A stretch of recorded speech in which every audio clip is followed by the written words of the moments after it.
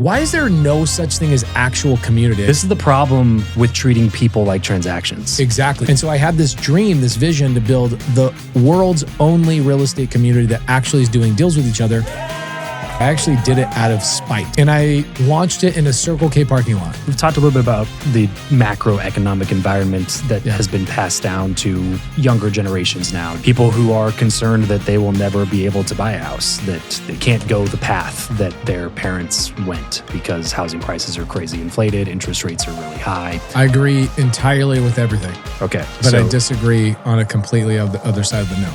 A year and 6 months ago, our TV producers go, hey, come out to Manhattan. We want to talk about renewing for 3 more seasons. And I'm like, I don't really want to be known as a fix and flipper on TV. I want to make a TV show where I take the forgotten people and I put them in a situation that shows the rest of the world that they can do this too. I'm going to start with the number one most impossible person, which is a homeless person. What's going on, everybody? Welcome back to the episode of the Travis Makes Friends podcast. Today, I'm making friends with Pace Morby. Pace is a longtime real estate investor. You may know him from putting out thousands of videos online, probably in like the last month or something. He's always putting out stuff. His massive community of real estate investors. You might know him from A&E's Triple Digit Flip. Either way, he is somebody who is not just a top-level teacher in the real estate space, but is also a top-level practitioner. And so I wanted to bring him on to talk about the real estate industry right now. What's happening? Is inventory getting really tight? Is it possible to become an investor now or even an agent? Is it possible to still make money with the most profitable historical vehicle there's ever been, which is real estate? As well as he's got a new book, Start Here, that we're going to talk a little bit about today. So Pace, what's up, dude? What's up, bro? I'm glad I caught you before you moved to Austin. You know what? I still got a few months. You know, kids in school. So yeah, it's a big deal. Don't want to yank them out in the middle of the school year. That is a big deal. That's what us parents do, is we take care of our kids first. That's cool, though. You're moving to Austin. Thank you for having me here in Vegas. Yeah, man. Yeah, of course. Appreciate Thanks for it. coming to Vegas in the middle of August. Not many people brave that storm. Dude, this is a cooling off for me. It was 118 degrees in Phoenix, Arizona, where I primarily live. And then I came here. I'm like, oh, this isn't too bad. You're only at 107 today. It's not got too a bad. nice, cool summer. Yeah. Like barely 110 this year. So, yeah. Well, thanks for doing this, man. We've known each other now for a little while. I think met in the 100 million mastermind with Fleischman and all those guys. And what struck me immediately with you versus a lot of the other real estate investors that I've known or had on this show or my other show is that you seem to me like you were more of a community builder than you even were like an educator or a coach. Right. So you almost started coaching out of necessity because you were offering so much free value to so many people that people were like, hey, this is all awesome, but really I'd love to get more of this. Can you do something? Yeah, it was actually like even before that, what happened to me and how I got into real estate educating, not that I want to be known as a real estate educator. I don't feel like I am. You hit it on the nail on the head. I am a community builder, which most people don't know what that means. But where it started was in 2016.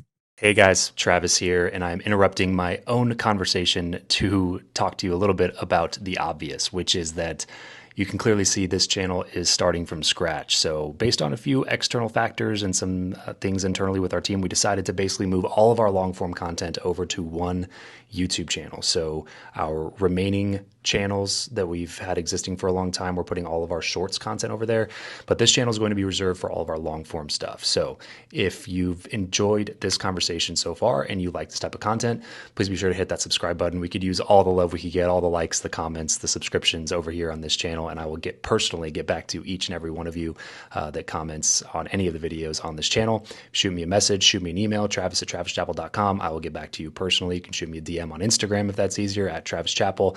Either way, we're just trying to build this community and build a channel that is helpful for all of you. Whether that's for the education standpoint, some of the health and fitness experts that we bring on, or some of the comedy people that we have a good time with. We just want to make this the most valuable channel that we possibly can for you. So hit that subscribe button, like, comment on this video, and we'll chat real soon. I had a real estate lead. At the time, I was sending out postcards, and I get this real estate lead from a guy in Denver, lives in Denver, has a second home in Phoenix, which is where I was buying real estate exclusively at the time. And by the way, guys, I'm not a licensed real estate agent. I'll never be a licensed real estate agent. So what I do does not require a license, does not require banks, does not require credit or any of your own money. Literally everything I do is like, we're going to hopefully talk today about a homeless lady. I just helped go from homeless to homeowner in like 20 days. So like, stay tuned. This is going to be a good one for you if you guys have never heard of who I am. So I have this lead, Denver guy, calls me up off a postcard and says, hey, I've got this second home in Phoenix. My wife got sick. I want to sell it. So him and I strike a price. This is on a Tuesday. We strike a price over the phone. I'm going to buy the house and just wholesale it, make 20 grand. That's my plan, right? I'm going to buy it, get it under contract and wholesale it to somebody else and I'll make 20 G's never buying the house. Kind of a beautiful thing about real estate. And I go, all right, well, I'll send over the contract. He goes, all right, who's going to deliver the contract to me? I go, I'll send it to you via DocuSign. He goes, am I selling my house to DocuSign? I'm like, damn. All right. No, I'll send a mobile notary. He goes, am I selling my house to a mobile notary? Guess I'm flying to Denver. And so I go, I'm not flying to freaking Denver. So what I did is I go, he wasn't just in Denver, dude. He was in Denver, 3-hour drive to like the Northeast. He was like impossible to get to. He was like an oil baron, like way out in the middle of like the oil field. So I go on this website. I ask for help, right? It's a real estate community. This is back in like 2016, 17. People were using the word community. Still back then, wrong. Still to this day, wrong. And I went on there. I said, here's my problem. I have this guy that's ready to contract, but he says he won't sign with me unless me or my partner are there in person.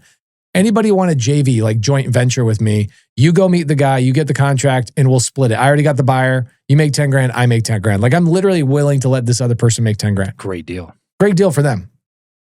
Well, this community, it was just a bunch of real estate agents that criticized me, like, go get a license, go do this. Blah, blah. I was like, all right, F you. Like, screw you. So this guy says to me, the seller, his name's Tim. Tim says to me, you have till Friday at 5 and I'm going to sign with somebody else. So I'm a man of my word. I'll let you come over to my house, sign the contract. I will honor the price, but you have till Friday at 5. Cool. So like Wednesday comes around and I'm starting to look at flights. Like maybe I should head out there. And I get a call from a guy named Steve. Steve goes, hey, I saw your post on the community and I'd love to go out there and meet the seller for you and we'll JV together. I go, amazing. So Wednesday night, he goes out there. I don't hear anything from him. And then like Thursday, I'm like, this is a dead deal. I'm just not, this is nothing. This is so stupid. This Steve guy stabbed me in the back and he just took the lead.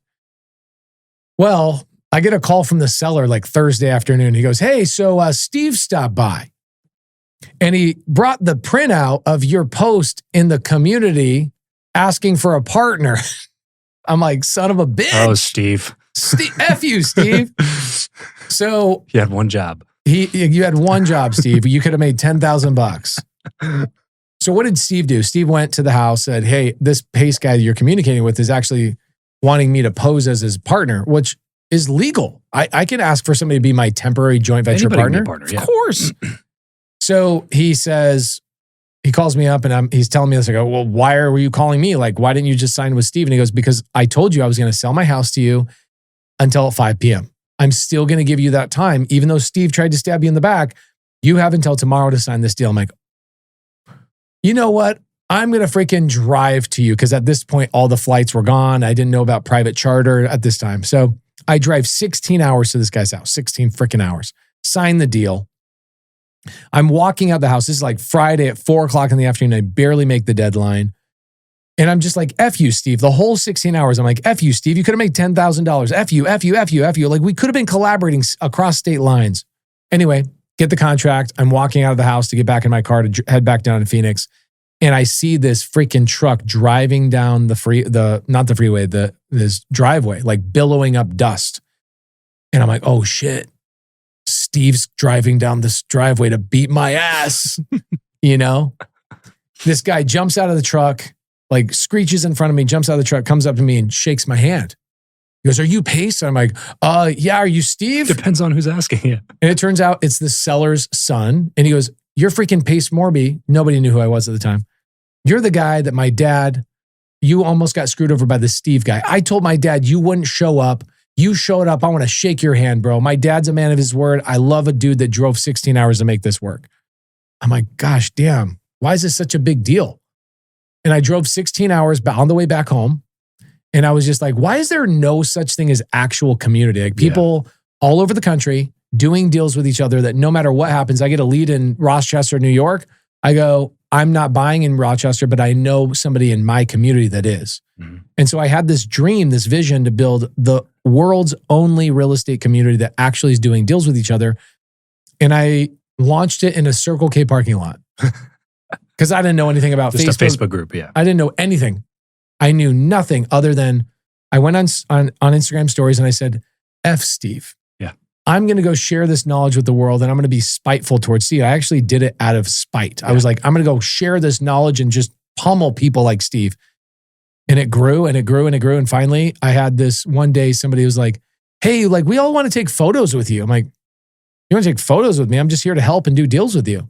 We had like 80 people at the meetup at this time. And this guy's waiting through the line to take a picture with me. And I shake his hand and I go, where are you from, man? Where are you, your accent? He goes, oh, I'm from Portugal. Cool. When did you come to America? He goes, oh, 45 minutes ago.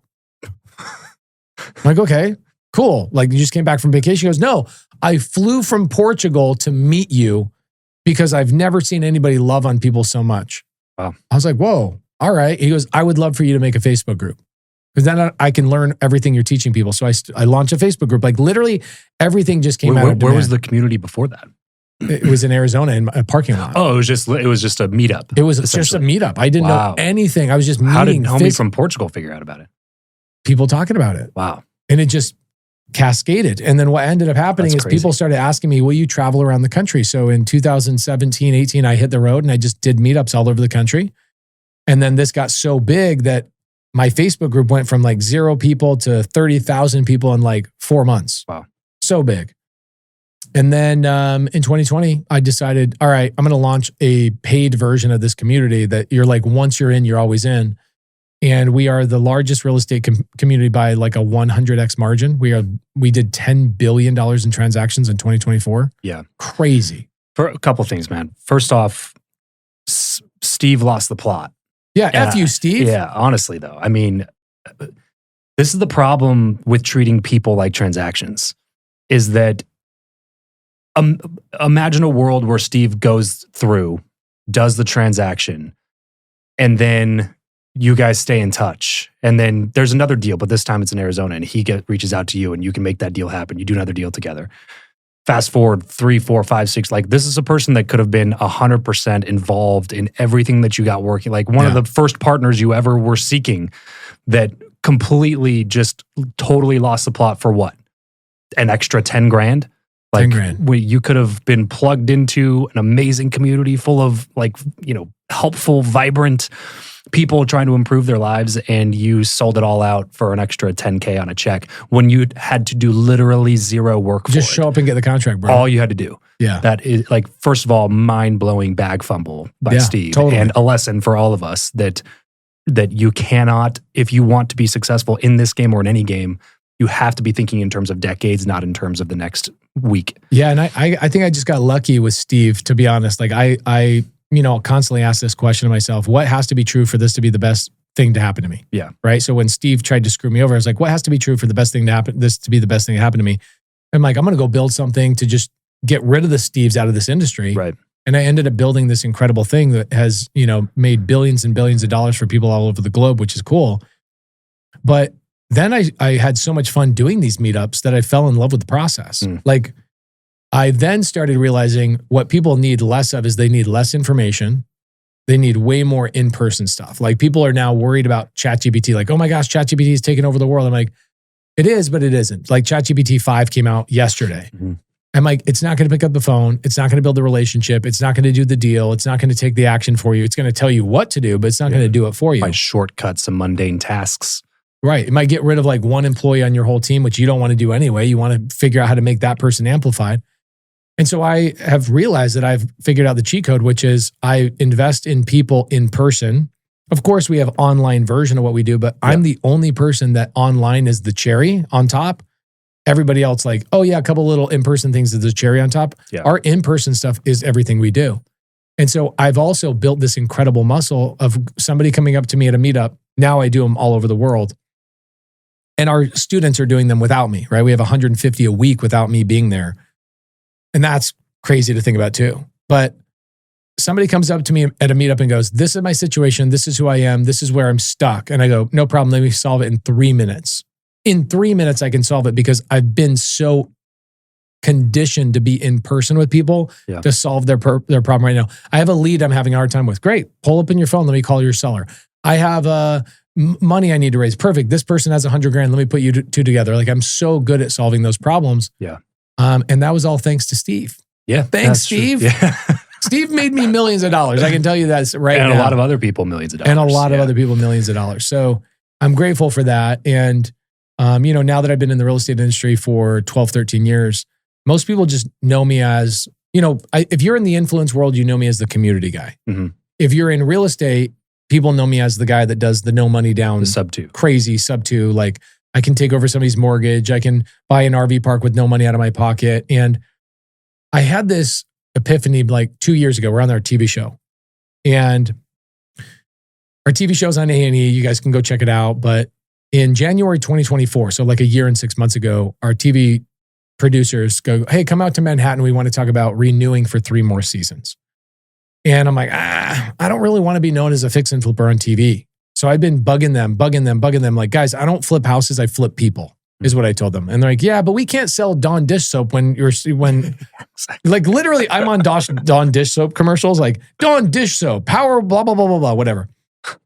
And they're like, we can't sell ads for flipping people, but we can sell ads when you're putting new backsplashes. Right. And we get Maytag and this and that. Like, we can't sell your idea. And I go, then I think we're going to put this TV show on pause. We're sitting in this boardroom in Manhattan in A&E. And they're like, dude, you work for Disney right now. You're going to walk away. And I go, yeah, I want to make a different TV show. I want to make a TV show where I take the forgotten people, and within 2 days or 20 days, I take those forgotten people and I put them in a situation that shows the rest of the world that they can do this too. And they're like, who? Who do you want to help? And I go, I'm going to start with the number one most impossible person, which is a homeless person. And they're like, so you want to teach homeless people? I'm like, no.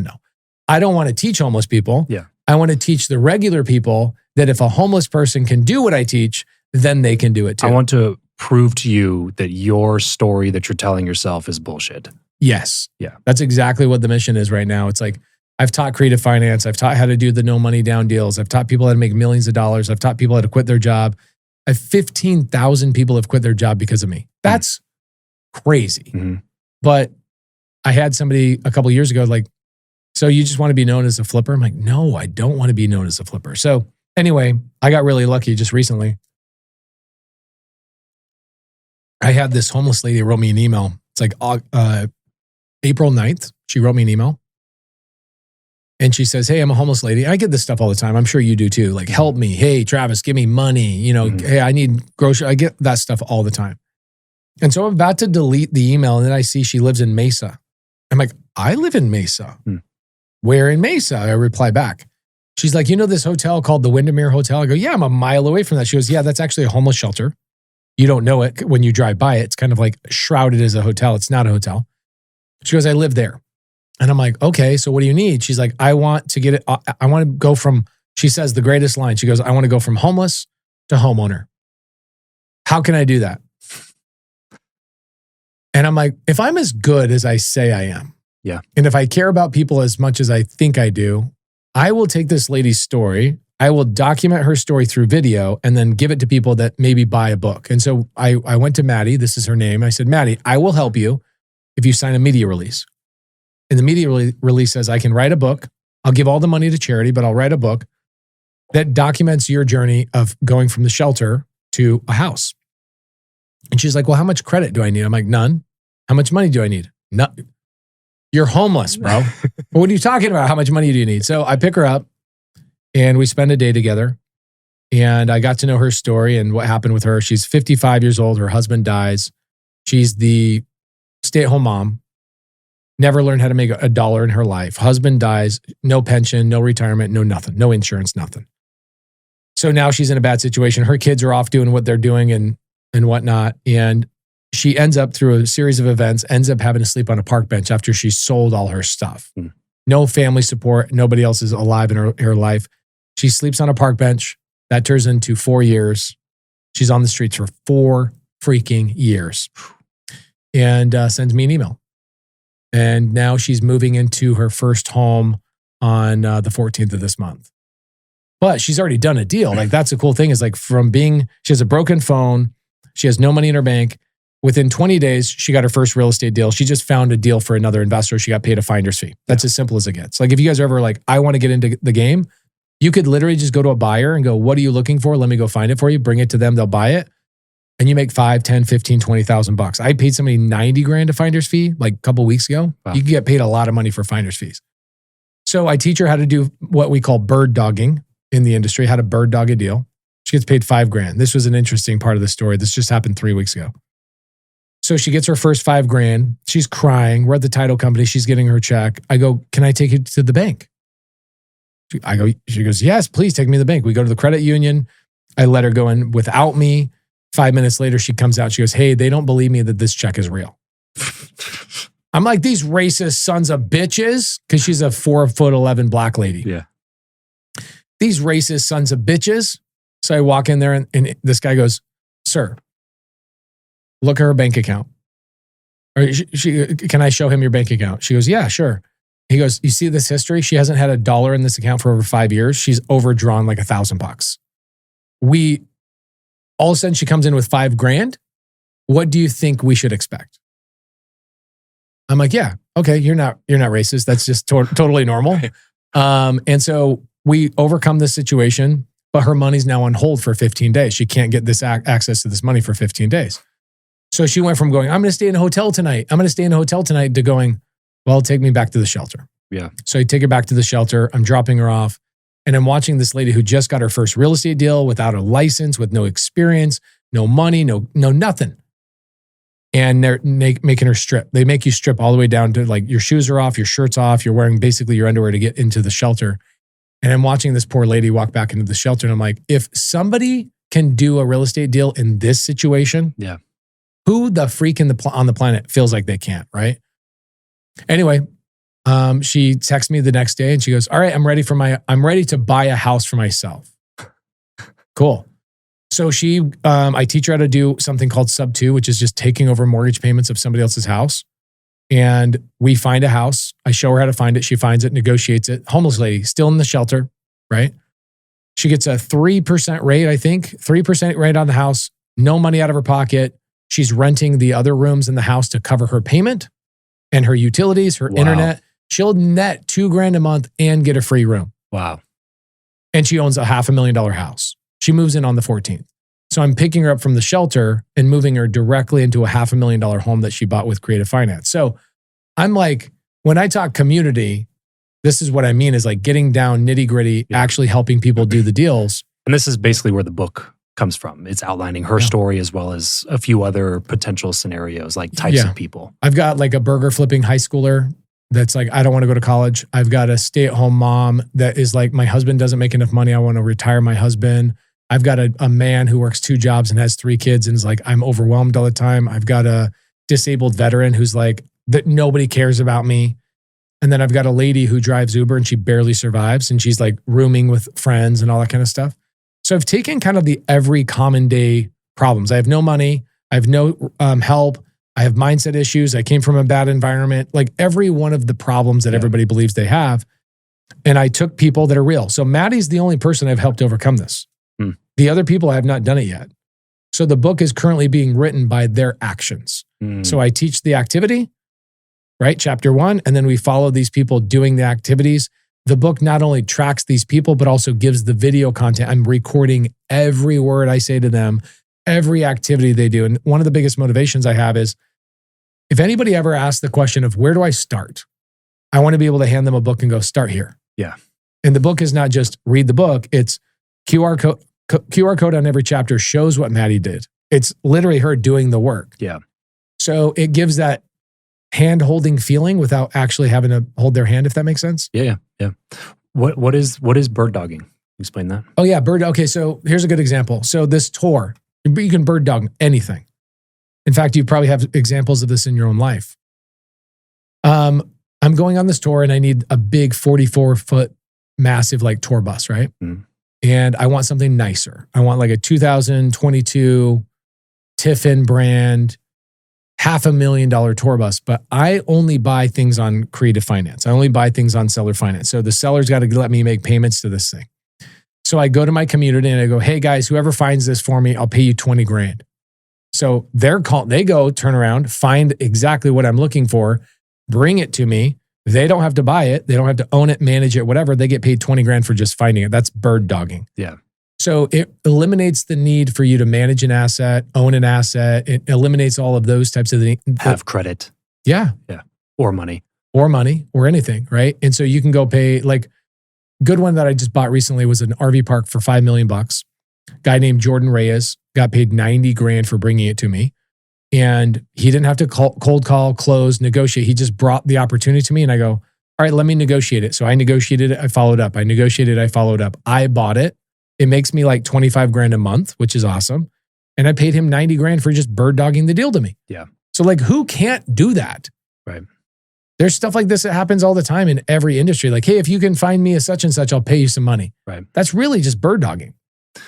It's crazy. Yeah. So talk to me a little bit about what's going on in housing right now, because this is, we've talked a little bit about the macroeconomic environment that has been passed down to younger generations now, Gen Z, younger millennials, people who are concerned that they will never be able to buy a house, that you know they can't go the path that their parents went because housing prices are crazy inflated, interest rates are really high, payments are crazy, especially in certain parts of the country. I agree entirely with everything. Okay. But I disagree on a completely the other side of the no. So let's talk about it then. So tell me what you agree with first of all, and then tell me how you can escape that. Okay, cool. So let's identify the problem, their complaint. Houses are way more expensive. It's way harder to get into a house. I have to make way more money adjusted for inflation to afford the same quality of living that my parents did. Agree. I agree with all of that. The data does not lie.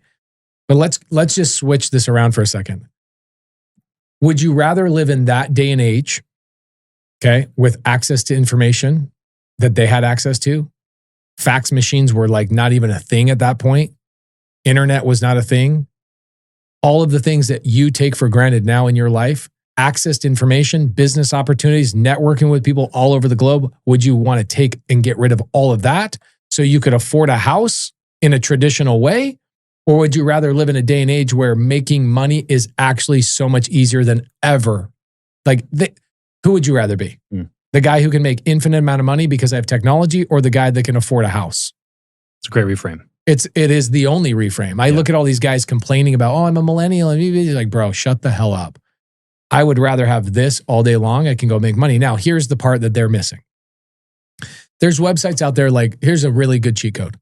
There's websites out there right now called creativelisting.com. Okay. Like I can go buy a house right now for 2% interest, 3% interest, 4% interest, and a seller who's going through a divorce, a breakup, a bankruptcy will just go, here's the keys to my house. You take over the payments. Yeah, they just want out. They want out. Yeah. So you're telling me you can just take over somebody's payments at 2 or 3 or 4%? Oh, I didn't know I could do that. But you had access to the information brick. Do you need to also qualify for that loan? You do not qualify. You don't even get a credit check. Okay. Nothing. Literally nothing. I think the last time I checked, there was like 6,500 deals on Creative Listing. Here's another website. Really great. Creativelisting.com is a really great one for like single family houses. So if you're a millennial or a Gen Z or Gen Alpha that says, I'm never going to be able to own a house, that's total bullshit. Go to creativelisting.com. You'll scroll through and go, yeah, I just didn't realize I had access to the whole world in a phone, and I just needed the name of a website. So creativelisting.com is a super cheat code. Another one is landwatch.com. So if you guys ever wanted, let's say you want to go build a tiny home community, you could go to Landwatch, go to owner finance. There's currently 16,000 pieces of land all over the country right now that the owners are like, yeah, I'll owner finance it to you. So you can go build on it. You can do whatever you want. When you go sell the thing, you then pay me when you're done with it. Incredible. Another one is Crexi.com, CREXI, Commercial Real Estate Exchange International.com, I guess is what it is. Crexi.com. You go to Crexi.com, type in owner finance, and there's like 65,000 hotels, motels, car washes. Wow. Every business you can imagine, the sellers are like, take over my payments. I'm retiring. So this whole belief system of I'm a Gen Zer. Now, if your desire is to go to the bank and your desire is to use credit and your desire is to put 30% down or 10% down, then sure, good luck. But you have access to information that all of that is bullshit. And I'll give you guys a good example. So this RV park I just bought. Seller, his name is Eric, has owned the RV park for 10 years. He's now in his 60s. What does somebody in their 60s want to do? Retire. Okay, so he looks at the value of the RV park. He says, it's probably worth like $4.7 million. I'll list it for $5 million. Now, everybody in the real estate industry is like, that guy's crazy. He just wants too much money. I go, no, I actually think he's onto something. I'll give him the $5 million. Nobody else will give him the $5 million, but I'll give him the $5 million. Why? Because am I writing a check for $5 million? Yeah. Your price, my terms. Your price, my terms. So I said, Eric, if you want $5 million, I want no money down. I want 4% interest, and I want 20 years until I pay you all the way off. He goes, done. Okay. What was his pain? His pain was, I want to retire. I'm sick and tired of managing this RV park. Okay. Some of you guys don't want to manage RV parks. That's perfectly cool. You should just find RV parks for people like me and get paid a bird dog fee. When you're ready to buy it, you can buy it. So he wanted to sell it for a price that he wanted, right? $5 million. Here's the beautiful thing. He avoids capital gains taxes when he sells to me on seller finance. So if he bought it for $3 million and now he's selling it to me for $5 million, guess what he doesn't have to do? Yeah. Pay capital gains. Pay a $500,000 check to the government. Yeah. So not only did I give him a higher price, I gave him $500,000 more than he would have if he sold traditionally. Well, and he gets retirement checks. He gets 4% interest on top of his money. Mailbox money, yeah. And he doesn't have to manage. So the question you got to ask is, a lot of people go, why would a seller do that? I go, why would a seller not do that? And that's why if you go again to Crexy, you'll see 65,000 sellers are like, please take over my park. Please take over my mobile home park. Yeah. Please take over my this. Please take over my accounting firm. Please take over whatever. So it is a fallacy, and it's just a lack of information, I think. Are there any dangers to doing it that way? Oh, so many dangers. Okay. Like if you're bird dogging, there's no danger. Sure. Right? Like what Maddie did as her first deal, no danger. You find me a deal. Deal finder. Yeah, you're the deal finder. You make 10 grand, 15 grand. There's no issue. And I have a student named Spencer in Arizona. He netted $3 million last year just doing bird dog deals. He's like, I don't want to own a portfolio. Wow. You know what he's obsessed with? Barbecue joints. So he makes his money. He goes and builds barbecue joints, like barbecue spots and other things. He's awesome. He never upgraded into, I want to own real estate. He just says, I'm going to use real estate to get active income without a license, and then I'll go build barbecue spots. So you could do that too. But here's the risk. What if I don't, well, let's say my risk. What if I take over a park that's not making the money I thought it was making? That's a shitty situation to be in. I don't want to own something that's hemorrhaging money. Now I got to pull money from somewhere else. That's stressful. It's one of the reasons why people don't go buy rental portfolios. Sure. Right? So, there's risk there. Again, go bird dog. You don't have that risk. The other risk is employees and management and seasonality. My two of the RV parks I own are right near Glacier National Park. What if there's a fire at Glacier National Park and they shut it down for the year? I lose all my revenue for an RV park because people with recreational vehicles are renting those spots to go to Glacier, right?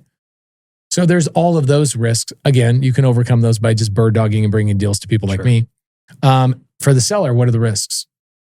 What if I die? What if I stop making payments, right? He's relying on a retirement account, a retirement amount of money. He's relying, I think Eric on that deal, that park has 85 spots. It brings in like $70,000 a month.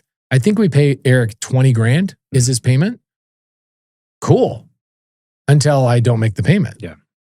Right? So then he would have to come back and take the park back and foreclose on me. Sure. So there is risk, right? There's a lot of risk associated with holding these big parts and assets. So there are challenges, which is why people go, I'm brand new to real estate. I want to get started, but that scares the shit out of me. Yeah. So you can do it all with everything. I'm buying an excavation company right now with creative finance, which is really fun. And I'd say my biggest money maker is a big multifamily, 161 units. Okay. Seller sold it to me for $20 million. No money out of my pocket. It nets $77,000 a month. Nets 70, dude. Like I just got the distribution, and I look at this distribution. Let me pull this up, and I'm like, when we bought it, it was netting 30 grand a month. Okay. Yeah. Okay. So here's I'll pull it up. This is after debt service. after everything. When I say net, I mean like net. Yeah. So if you look at my sheet, these are my financials. Look in the orange line right here that starts at the top and then kind of go through. So my first month over on the top left orange line, what was my net cash flow? 29,000. That's my first month. That's my net. Okay. Yeah. That's after debt service, management, CapEx, everything. Yeah. The last month, what was my money? 69,800. $69,700 or whatever it is. Is that an occupancy issue or? No. So what's the difference? Yeah. So when I bought, how did you double profit in less than 12 months? So again, this is for newbies. I feel like too much information, which I'll jump into, like the technical part of this stuff. I looked at multifamily, I looked at RV parks, and I just thought it's not for me. It's too scary. Yeah, you're a single family guy first. I was a single family guy. Even getting into single family scared the shit out of me because I was like, a tenant not paying. Right. So if somebody told me I could just bird dog for somebody for a couple of years, that's what I did. My first year, I bird dogged for people. I made $700,000 my first year just bird dogging. Oh wow, crazy, right? Okay, so that this guy, seller's name is Tim. Tim built that property, owned it for 35 years. What's he want to do at end of 35 years? Retire. Where are his kids? Why doesn't he give it to his kids? His kids are all like dealing with what they're dealing with, which I don't want to cover because the guy is my bank. Tim is my bank. I make him a payment every month. Mm-hmm. So Tim listed the property for $20 million, lowers it to 19.5, lowers it to 19, lowers it to 18.5. I come along and go, I'll pay 19.5, but I want no money out of my pocket. I want you to be my bank, and I want 4% interest, and I'll pay you a monthly fee. You walk away. He hadn't raised rents in like 11 years. Wow. Why? Why would somebody not raise their rents in 11 years? Is because they're pulling all the money out of that property and living on it, right? Every dollar is accounted for. He's buying Escalades and boats and this, and he's hunting. I mean, those hunting guys spend so much freaking money on hunting. So he's living on this. It was the only asset he owned, and he took every dollar out of it. So does he put money back into the property and raise the rents? No. He's been extracting all the cash for the last 11 years. So he set us up in a way. We structured a deal where I said on day one, I got to be making money. Right? So day one, we were making about $50,000 a month. But what was I doing? Investing back in the property. I was taking $15,000 a month and putting into improving the certain units. One goes vacant, we repair it, we raise the rents. So over the last year and a half, we've improved like 80% of the units. And that's why my rent went up from $39,000 or whatever it was, $29,000 to $69,000. But all with profit from the business. Yeah, I'm not taking that $29,000 and then putting it back in. There's no CapEx on your part. No, I'm pulling the CapEx before that net number. So that $29,000 is after the CapEx. And some people are like, what the heck is CapEx? CapEx is capital expenditures, which just means I'm investing in the property, right? So that one property makes me 70. Let's see, last month was 69. Yep. That's weak, bro. So last month was 16. Oh, no. The last month is right here in the orange. Oh yeah. Yep. 77.7. And the month before? 72. Right. So every month it goes up like $5,000 because we're taking a couple units and raising the rents. Wild. It's wild that I bought that with no money. Yes. It's wild that I bought that without a bank. It's wild that I didn't have a credit check on that at all. Would somebody look at that? Like, would that seller look at your portfolio of like your past work to be like, this is a good borrower? Yes. Sometimes sellers do that. Yeah. Right. So especially on bigger deals. On bigger stuff like multifamily. Single family, never. Sure. That never happens. But on multifamily, yes. Which is, again, why the person who brought that deal to me is a guy named Ryan. Okay. Ryan made hundreds of thousands of dollars bird dogging that deal to me. So again, Ryan's like, I want to be in the multifamily game, but I'm not credible enough to hold these properties. Sure. I'll bring them to people like Pace and partner with them. And so the cheat code for a lot of people is just bringing a deal to somebody like me. Let me be your credible buyer. Yeah. I'll back you up. And now guess what? Ryan owns part of that. So when he goes to do his own deal, like Jordan, RV park. Jordan brought me that deal with Eric. I bought it for $5 million.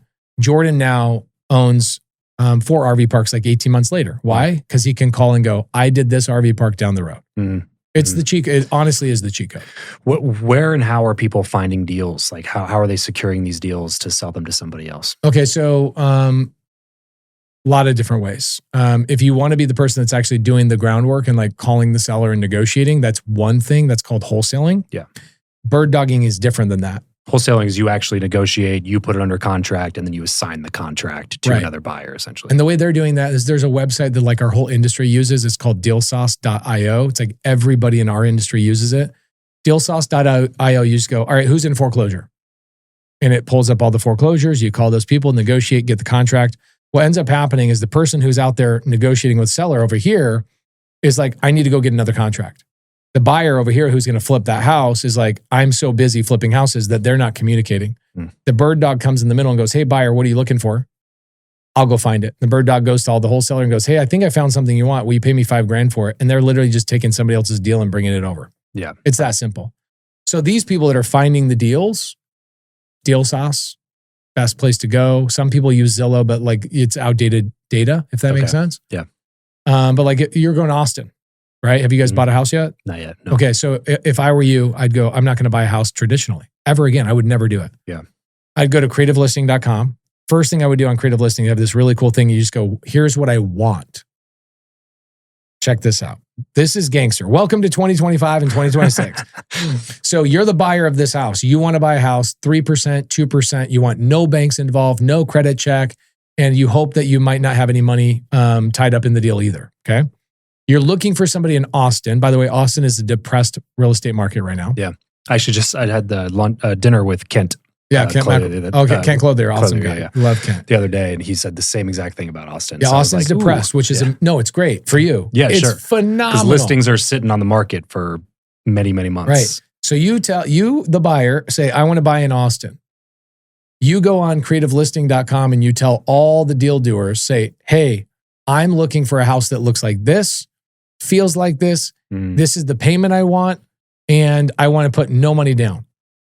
You put yourself on Creative Listing, guess what they do? They all get notified in Austin. Hey, I got a new buyer. His name's Travis. They go find the deal for you. They bring it to you and go, hey, Travis, pay me $10,000. Yeah. And you can take this 2% interest rate deal and you have no credit check.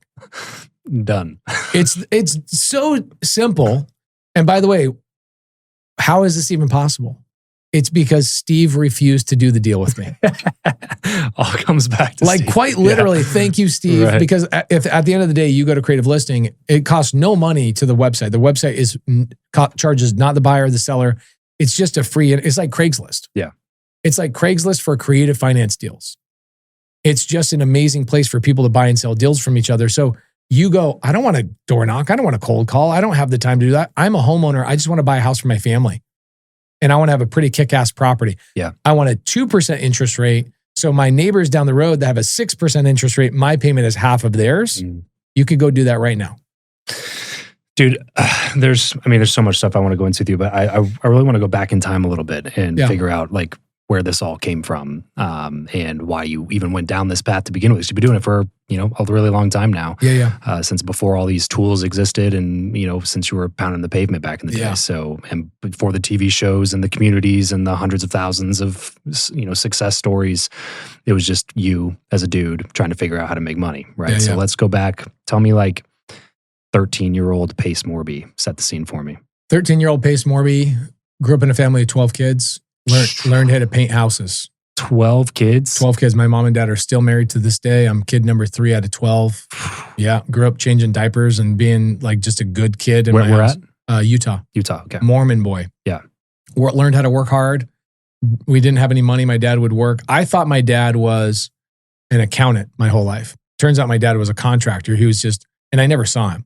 So my dad was an accountant in the day. He'd come home, change his clothes, and then go work, paint all night long. And do this because he had 12 kids. Yeah. Right. And then my dad was buying houses this way. He was buying houses subject to and seller finance. He was buying lease options. That's how he could afford to live in houses like, for 14 people. Yeah. So I go on my mission for my church at age 19. I go to South Korea, learn how to speak Korean, sold Jesus door to door for 2 years. Yep. That'll turn you into a salesperson. I'm familiar. Yeah. I was independent fundamental Baptist, so not Mormon, but we were knocking on doors since I was a kid. You sold Jesus. And I did 5 years door to door after I graduated. If you go proselyte for any church, you know how to sell. Yeah. Okay. So I do that. What do I do when I get home from my mission? I jump right into construction because I learned that from my dad. So I started building a construction company, and I started inevitably running into people that were fixing and flipping and doing really big projects. Real quick too. So no desire to go to school when you got back, like no push from your parents or? Great question. So I get home from my mission. I go to college for about 3 months. Okay. I was working night shift at a manufacturing company. You ever seen those little giant ladders with like all the configurations? If you Googled it, you'd be like, oh yeah, I know that. Little giant ladders. You've seen them in Home Depot. Anyway, I was running the manufacturing for the company called Little Giant. Okay. And I was doing it at nighttime. Little Giant Ladder. The name of the company is Wing Enterprises. They're in Utah. Oh, yeah. I was the guy that was running all their manufacturing. Okay. And I was running their night shift. And it was like, I was enrolled in daytime school doing night shift at night. And I was going to Utah State. Thought, oh, I'm going to go be an accountant like my dad was, all that kind of crap. And one night I'm running the shift. I get a knock on the door at like 1 o'clock in the morning. It's pouring rain. And I walk out of the manufacturing facility. I'm looking out the door and I see this like ominous figure. I open up the door and this guy like pulls his hoodie back because it's raining. And I go, "You're my college professor. What are you doing here?" He goes, "Oh, I'm here to apply for a job." Oh my goodness. This is the most depressing I'd ever been. I'm like, wait, you're a tenured... Wait, hang on a second. You're a tenured professor. You're here to... I go, "Are you punking me?" Yeah. And he comes in. "Can I come in?" We sit down and I go, "You really are applying for a job?" And he goes, "Yeah, I have a master's in this. I have this." He goes, "I just can't make enough money to run my family." And I go, "So what should I do with my life?" He goes, "Drop out of college, dude. Like you're already doing what you should be doing, what you're learning on the job." I went back and I showed them the manufacturing facility. He goes, "You're already doing more than what any degree is going to give you. Go and build businesses." And so I quit college right there. Like that was the last day I went to college, was that day. I mean, that makes a lot of sense. Yeah. I mean, I don't know. I think it was long enough ago to maybe, I don't remember exactly what I was going through. Maybe that was a nice excuse for me to stop going to college. I don't know. Sure. Maybe you were looking for an excuse already. Right. Yeah. So it didn't work out. What I started doing is I started a construction company. Started just me doing handyman stuff. And I went to property management companies and I said, "Let me do all your repairs." And I got so busy, I went and hired a guy named Jorge. And Jorge still does work with me now almost 19 years later. Fun. Got Jorge. Jorge got me Hector. Hector got me Pancho. And that's how that worked. I built a crew and I go, wow, I got 10 people. I started posting about what I was doing on Instagram. Open Door calls me. Zillow calls me. OfferPad calls me. Like the biggest buyers in the country. Zillow. I was Zillow's #1 contractor for like 5 years. Wow. Yeah. And then I run into a lady named Bethany, who is a fix and flipper. And she goes, "Hey, you have a great reputation." Now I'm 30. So this is 13 years ago. And she goes, "You have a great reputation. I want to hire you." Great. So she hires me. I go flip a house for her. I flip a second house for her. I'm just doing the construction. I'm not flipping the house. I'm just doing the construction. And then on the third house, she calls me up and she's like, "Show up 30 minutes early to this estimate." She's kind of like pissed off. I'm like, "Oh, dude, what did my freaking guys do?" She's like, "We need to talk." So she says to me, she goes, "Why are you a contractor?" I'm like, "Oh, what do you mean, why am I a contractor?" I show up on time. I hit budgets and I communicate. She goes, "Exactly. You're not a contractor. Like you are literally anything but a contractor." This is the antithesis of what contractors You are the opposite. are. What are you doing? What is wrong with you? Like who told you that this was your highest lot in life, was running these little crews and doing this thing? She's like, "I'm sure you're making good money." And I'm like, "Well, what should I be doing?" She says, "You need to be an owner of real estate." And this is the line she says to me. She says, "You don't own your business. I own your business. If I don't buy a piece of real estate, you don't have a job." Yeah. You think that's owning your business? You don't own shit. Then she says, the line of all lines, she says, "You are a simple Google search away from me replacing you with another contractor. Tell me you own your business." Yeah. And she goes, "Nobody can Google search me away from owning this real estate. I own this. This is my asset. It's going to appreciate in value." And I'm like, "How do I do it?" Dude, this lady changed my life right here. She goes, "This is back when the iPhone 4 was out." She goes, "Pull out your phone. I'm going to show you exactly what I do." And she taught me how to bird dog for her. I bird dogged her for her. I found deals for her for a year and I made $700,000. Wow. I made more money in construction still at that time. So I was still doing both at the same time. But So for those of you guys like, oh yeah, Pace stopped everything he was doing to Bird Dog. No, I kept my big company going and then did the real estate stuff on the side. What eventually pulled you out of the construction work?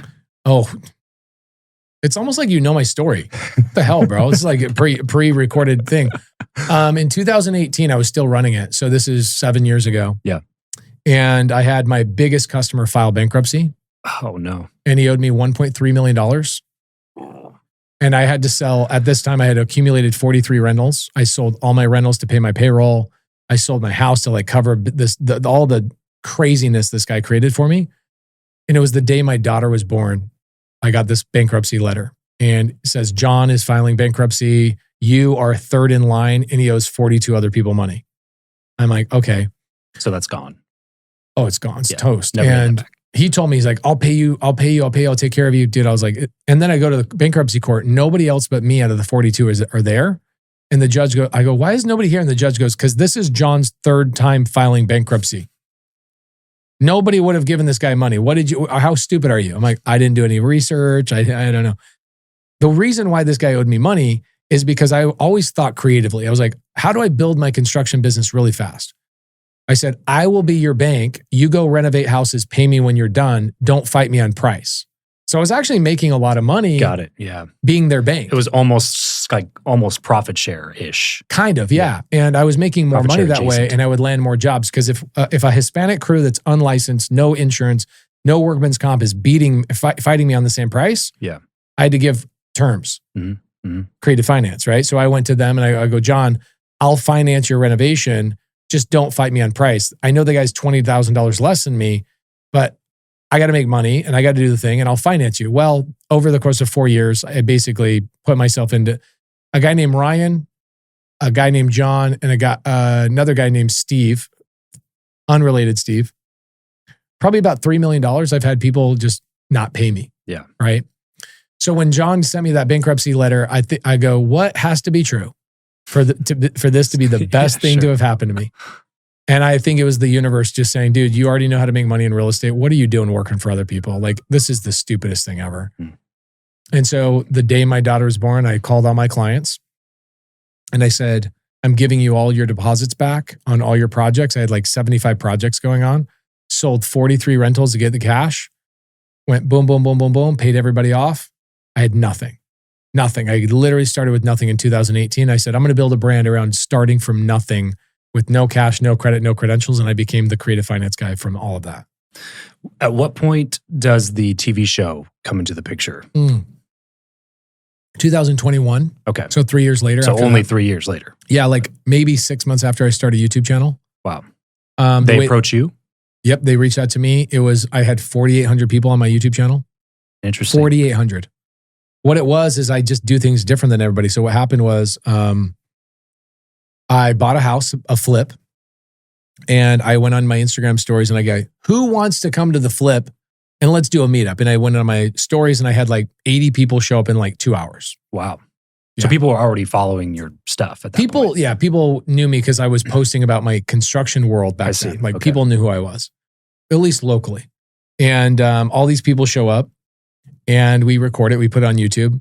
And it was just a walkthrough, but all these people were there. And I made a comment and go, hey guys, we did an Instagram story post. These 80 people, I don't know who they are, but I'm walking them through the property. Hopefully they have some questions so it can benefit the audience. Make a comment down below if you're pissed off these people are here and you're not. And somebody shared it with an A&E executive. And this guy reached out to me. His name's Brad Holcomb. And Brad reaches out and I go, yeah, you're full of shit, Brad. There's no way you're from A&E. Thank you. Exactly. Yeah. And I was about to block him and he's like, yeah, you and the Nigerian prince. 100%. Yeah.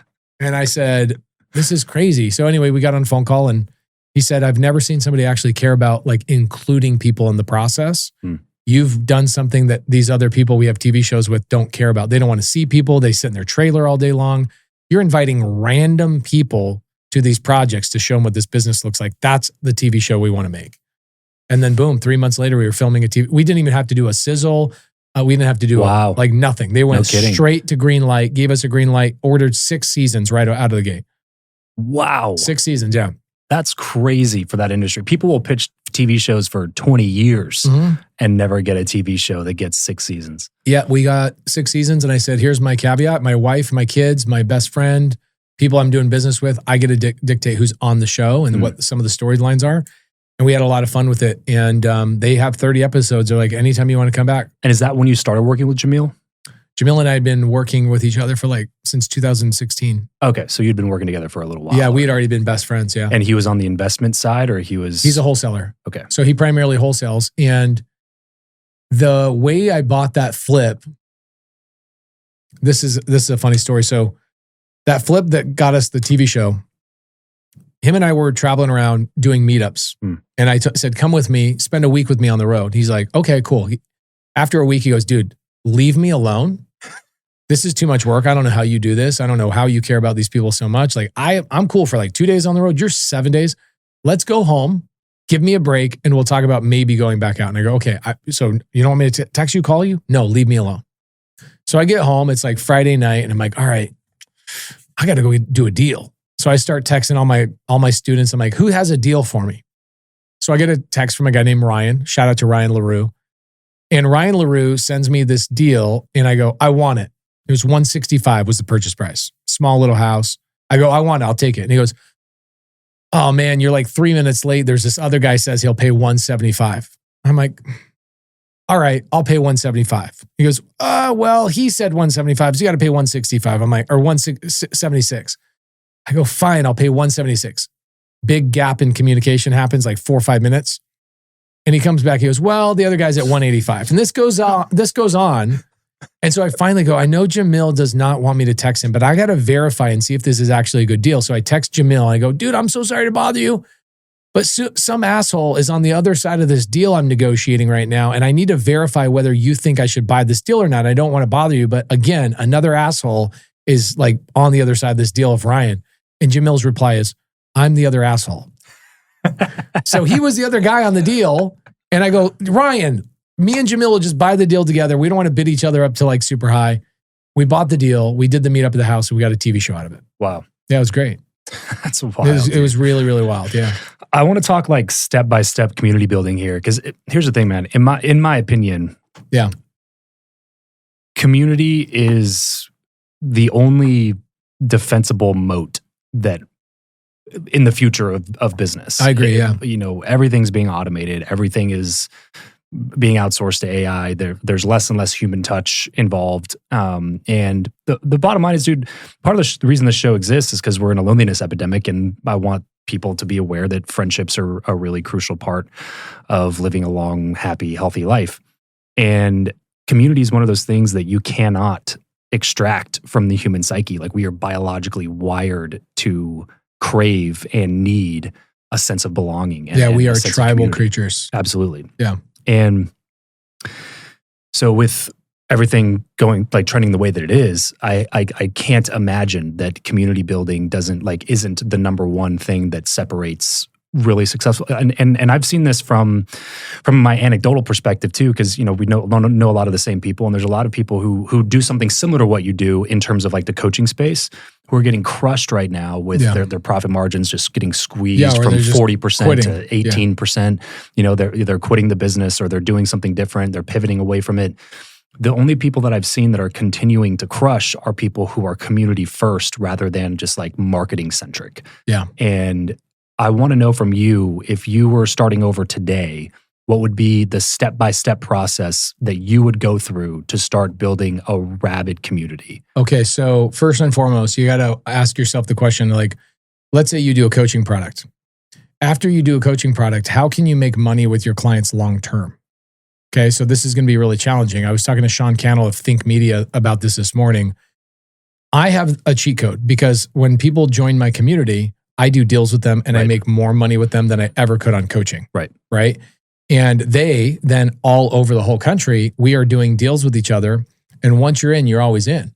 And so the seasoned people that are in my community for 5 years, a new person comes in, brings that person a deal. The seasoned person benefits from a new person joining. Yeah. And the new person benefits because the seasoned person stayed. Yeah. You're not making more money because they're paying you more money. Hell no. You're making more money because you have a larger pool of people to do business with. And I actually get offended when people are like, hey, I want to join your program. I'm like, I don't have a program.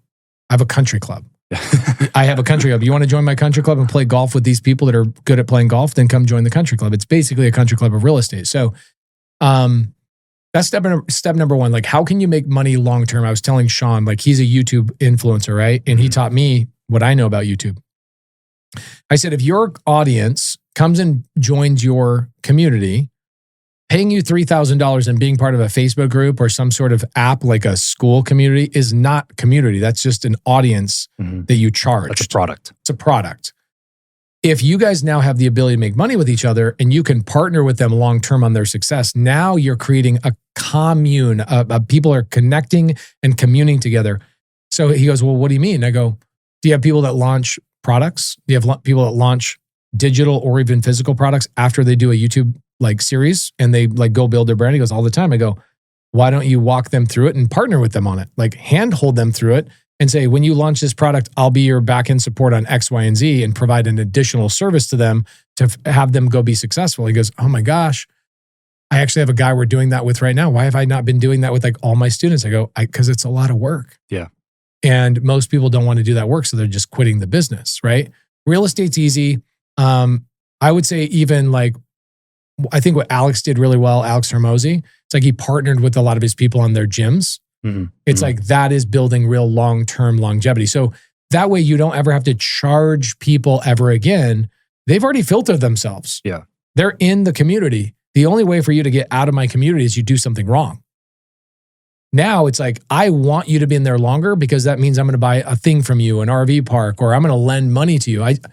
In fact, Cody Sperber, friend of ours, one of my students brought a deal from him to me recently, and I'm lending money on that deal for Cody. He's a good friend of mine.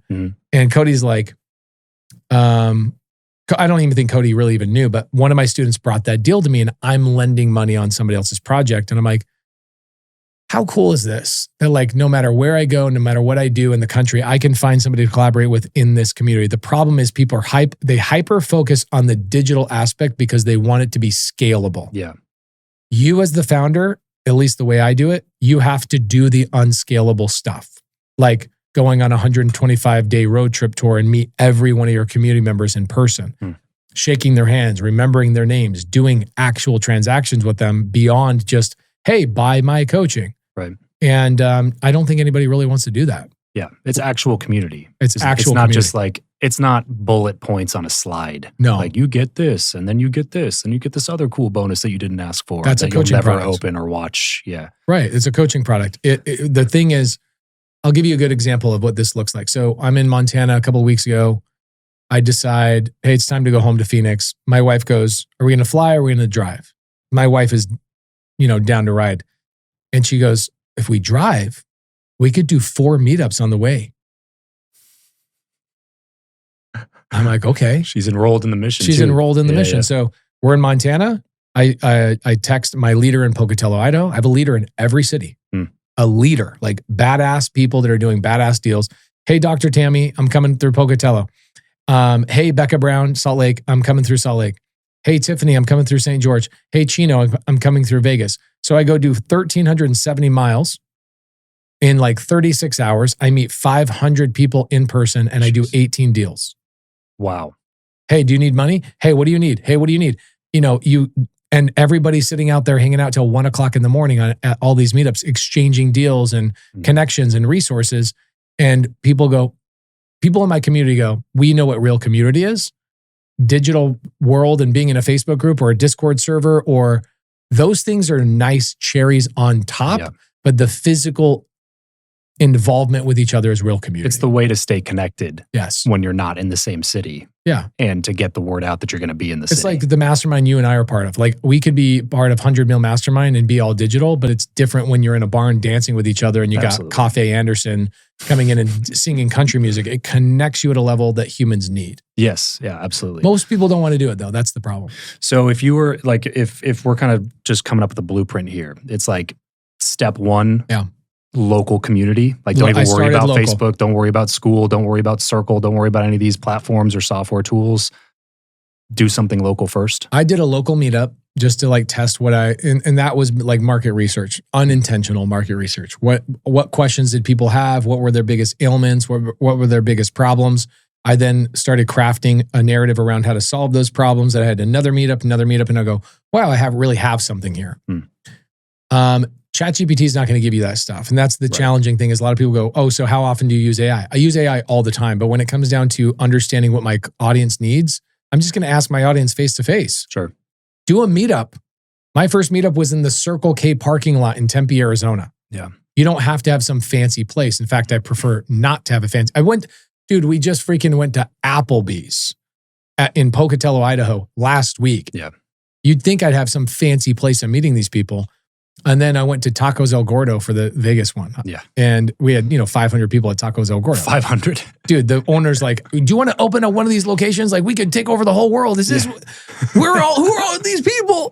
I should show this to you and show you how big this is. But so step number one would be doing local, what does this look like? Who am I serving? What are their biggest ailments? Go and serve them in that way. Yeah. And then number two, launch a Facebook group or one of these things in alignment with what that person's problem is, right? Do you think Facebook groups are still a good place to be? I mean, mine grows 3,000 people a week. Really? Organic? All organic. I don't spend any money on it. And I think that it's a great place to be. I have never used Circle. Okay. I have never used, what's the other one? School. I don't think School is a community. I think School is an HOA. I also think that if you're charging your people monthly, you're not a community. You're an HOA. Yeah. And what you're doing is you're reminding your audience. So this is the difference between community and an HOA. I can live in your neighborhood, but if I have an HOA and I stop paying, guess what happens? Yeah. HOA is going to put a lien on my house and kick me out. Is that a community? No, it's an HOA. Right. And so is there a problem with that? No, it's just a coaching program. Yeah. And people just need to be honest with what the heck it actually is, because what you're doing is you're mixing up what the heck is going on. Let's see. Let's pull this up. Tacos El Gordo. Okay, check it out.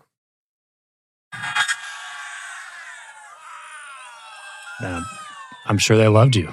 That was at 1 o'clock in the morning, at the end of it. Still 300 people were still there. So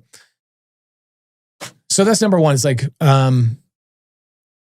understand how you can make money with them long term because you want them to stay with you. Yeah.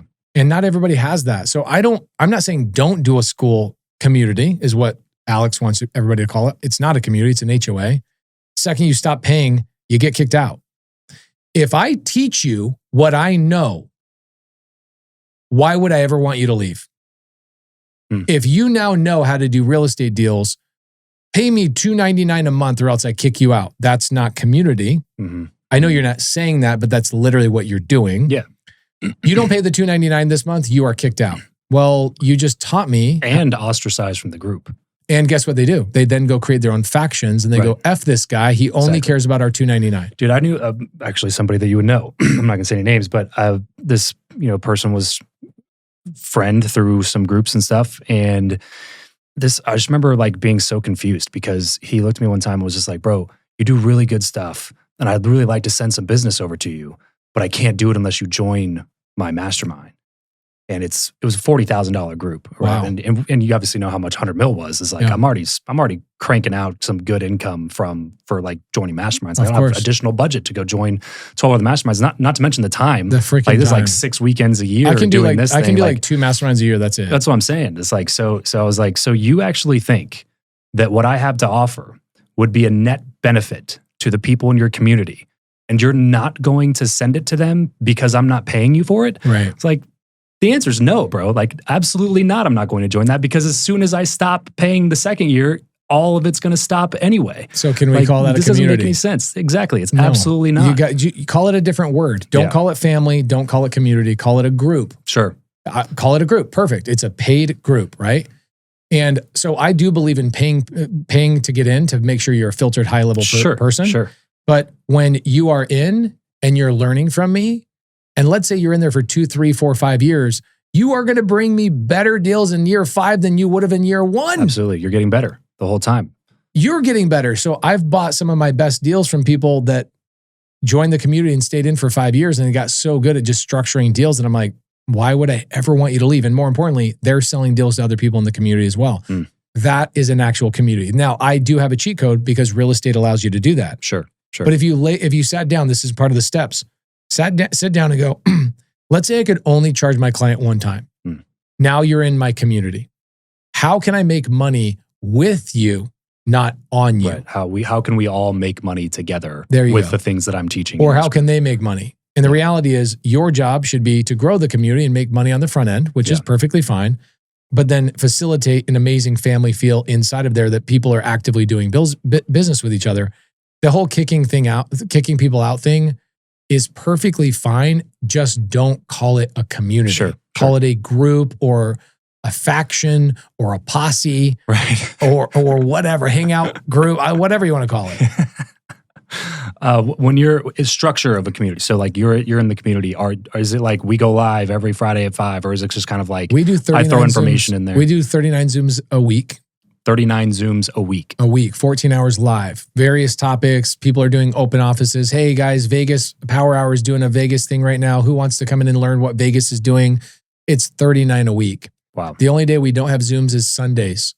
And that's separated by community, by like local markets, or that's like who's leading? Obviously, you're not doing 39 lives I do a week. 3 or 4 Yeah. a week, and mine are like 3 or 4 hours each. So I do like 12 hours a week. And then they're doing local meetups as well. They're doing all sorts of those things. But the 39 Zooms is facilitated by my team. And 15 of the Zooms are ran by my team.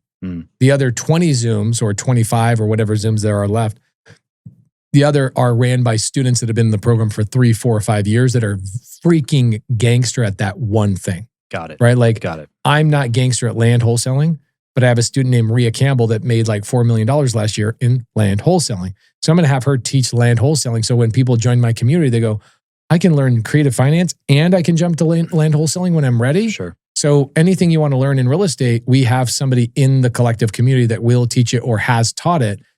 And then we do, like right now, my COO called me. She goes, we're launching our new semesters. So I treat it like a college. Every semester we have new classes that are new based on what's going on in the marketplace. So like, got it. Land wholesaling wouldn't have been cool 8 years ago. It's cool now because it's important, because builders are needing to build and there's a lack of supply, whatever. And so we'll launch new classes. How much do those cost? Nothing. Why? Because I want you to learn that so I can buy a deal from you. That is how communities works. Now, do they buy other things from me? They buy LLC services or let's say software? Do I have software that I sell to them? Of course. Like I have other things. But if they don't use my software, I don't get pissed off. I'd say 80% of them, 80% of them are using somebody else's software. I just say, hey, this is the best software I think for our community. If you use it, great. Give me feedback. I'll make it better and better and better so I can deserve your business. Yeah. But I only sell things to them that give a net benefit to the overall community. Sure. Is real estate then still the best vehicle for wealth building in your opinion? Yes, by far. And here's why. When most people go buy Bitcoin, they go get earned money, pay taxes on it, go buy Bitcoin. So people are like obsessed with crypto right now, and I understand why they are. If I could go buy a piece of real estate for no money out of my pocket, no credit check, no down payment, no bank involved, and I can let that thing appreciate in cash flow, and I take that cash flow and I put it into Bitcoin, that is the best way to do that. What people do is they do it all wrong. So I watch people go buy $1,000 of Bitcoin here and $1,000 of Bitcoin there. I'm like, guys, go get an asset that shells out $2,000 a month. Use that $2,000 and put it into Bitcoin. Yeah, that's the way to do that. If you want to be into crypto, do real estate first, have it flow into crypto, not crypto first, and then go, well, I wish I had some real estate. Yeah, do both. Yeah, real estate, in my opinion, is the only thing I know is going to be around. Do we know crypto is going to be around in 20 years? No. The hard answer is no. The hard answer is no. Yeah. The question is real estate going to be around in 20 years? Yes. Yes. So 100%. I'm going to bet on the thing I know is going to be around. Now, are there are moments of like, man, I have FOMO. XRP went up 30% in 2 weeks, or Bitcoin went up 80% over the course of the last 3 years. Am I going to have those moments? Yes. But the beautiful thing is I look at my Bitcoin, which I don't have a lot. I have like 15 Bitcoin. But I look at my Bitcoin, I'm like, I bought all of that with free cash flow that I got for free on houses I didn't have to qualify for. Last question for you here, man. I'll let you go. I know you got a lot of stuff to do today. Another interview or two. What is the most underrated sector within real estate? Obviously, real estate is a very broad umbrella. RV parks. Okay. By far. I heard you say something about affordable housing recently. Well, it is affordable housing. Like, think about it. Everybody that is working from home nowadays are like, how do I afford to have a house? Well, they want to travel the world, work from home. What's a growing sector that's going to triple in the next 15 years? RV parks. There's 17,000 of them. You can go buy one right now on Crexy.com on owner finance. The majority of people that own RV parks are people that are managing them themselves. They're retirees. They're trying to retire. You just come in and take over their park. The beautiful thing is it's just dirt. Yeah. Like, people ask me, what do you do for a living? And they're not like in our industry. I go, I rent dirt. It's like, think about my RV park makes $22,000 a month in my pocket, and all I'm doing is renting dirt to people that are recreationally renting my dirt from me. Yeah. And they're working from home, which is their camper. They're traveling the world, seeing the world, and it's affordable. They can rent a whole spot, utilities, a spot, everything from me for like $600 a month. Yeah. So I think that's the number one underserved. The second one, if you're in single family, is going to be co-living, like renting by the room. That is taking the world over. Guys, check out a company called padsplit.com. Padsplit is going into all these markets and teaching real estate investors to say, Airbnb sucks, which it does. Jump into co-living. Put it on our website. We'll fill all the rents, or we'll fill all the rooms with $1,000 a month rent by the room people. Wow. It amplified cash flow. Like 3-4 years ago when they came out, it took a regular rental that was making like $500 a month. Now regular rentals are making like $3,000 a month. PadSplit changed the freaking game. Wow. Yeah. Dude, it's been an awesome conversation, Pace. I appreciate you coming on. Thank you. Start here. The book. What's the official release date? A couple of months, but here's what don't worry about the book. I would go to whereispace.com and you guys will see the road trip. I want you to come out and meet me. Like, come shake my hand. I appreciate a like. I appreciate a subscriber, but I appreciate eye to eye, shake my hand, see that I'm real. Let me help you get a deal in one of those markets. We're going to just go around the country and help people get deals. Whereispace.com, and the book stuff will find its way to that website. Whereispace.com. Go check out some of the stuff that Pace is working on. Guys, there's a lot of noise online about how to make money. And then if you go even further, there's even more noise in the real estate space. And this is somebody who I actually genuinely trust, because I've seen the journey for the last 4 or 5 years when this thing has absolutely exploded. And he's still the same dude that I met at that time. So go to a meetup, join the free community, watch his episodes on A&E, or listen to his podcasts. He's got a couple of them out there. Just go follow the guy, and I promise you will make some money if you actually do what he says. So, Pace, thanks again for doing this. Appreciate everybody else listening, tuning in. Remember to leave every relationship better than you found it. Catch you in the next episode. Boom. Peace out.